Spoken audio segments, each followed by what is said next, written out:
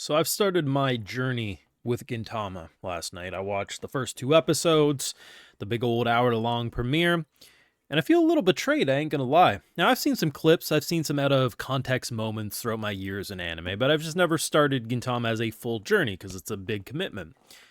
Let me say, I loved the intro. I thought it was funny.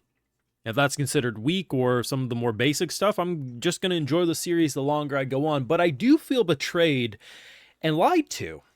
And you might be saying, well, why do you feel that way? If Gintama is a series that's been wildly renowned and been, praised for being a really good series, why would you feel betrayed if you're enjoying it? And that's because before getting into anime heavily, I've heard a consistent opinion when it came to this series. Skip the first two episodes. Now, I honestly set my expectations with the old Gintama that the first two episodes were just going to be boring. At least in terms of a mass opinion. Like, maybe it's like slow, it's not as funny as some of the future episodes. Maybe it's like, like when you have a sitcom and the premiere episode's different, than the actual show will be. But I figured I'll probably enjoy it. What the anime community calls boring, I end up liking. What the fuck? This has not been a random thing. This has been something for over a decade I have heard. Skip the first two episodes if you're going to watch it. Start at episode 3. No, I will no longer trust anyone. If I catch a whiff that you are one of the people who told anyone to skip the first two episodes of Gintama, I immediately no longer consider your opinion valid. Because what do you mean to skip the first two episodes? I don't care if chronologically it comes, it's episode 20 actually.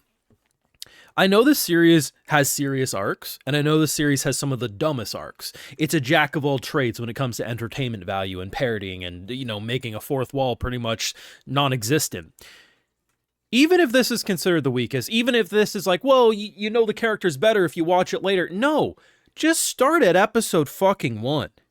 Like, this was I don't have a single freaking complaint off of this intro. I think this is probably as good of an intro as you could make for a series that's going to have a ridiculously large cast of characters with humor, action, and everything else. The only thing I think it probably didn't showcase was the serious side that I've been told. I've seen people say they've cried over Gintama, so it must have some emotion, right?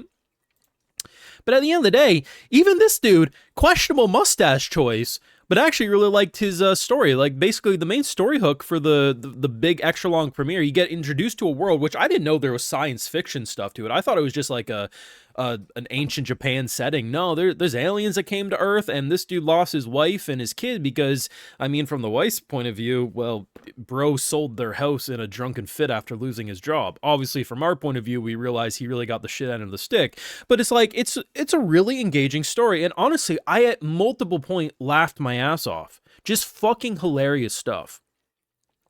If this is considered weak, if this is considered not the best intro, I don't want to live on this planet anymore. I think this episode did exactly what I needed to. For being an hour long, I think it depends on where you watched it, because I know sites like Crunchyroll and Netflix have it broken up into 2 episodes, but a lot of places where it initially aired, they aired it as one block. So, it really was considered to be one episode. But for a show that first came out in 2004, 2006, in that area, I think it held up very well. This dude reminds me of Roy Mustang from both Fullmetal Alchemist Brotherhood. I don't know, there's a lot that I'm enjoying already about this show, and I'm really excited to continue to dive into it.